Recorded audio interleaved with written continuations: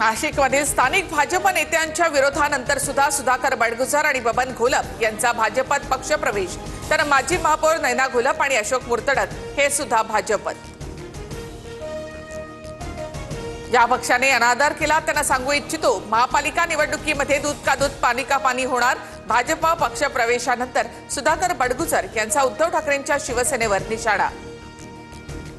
सुधाकर बडगुजर यांच्या पक्षप्रवेशाबाबत प्रदेशाध्यक्ष बावनकुळे आणि कार्याध्यक्ष रवींद्र चव्हाण अनभिज्ञ। गिरीश महाजन यांनी बडगुजर यांचा पक्षप्रवेश आजच ठरवला, बावनकुळे यांची प्रतिक्रिया।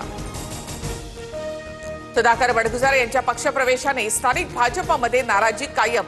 सेवा हिरे यांच्यासह पदाधिकाऱ्यांचा विरोध, बडगुजर यांचा दहशतवाद्यांच्या सोबत संबंध असल्याचा आरोप।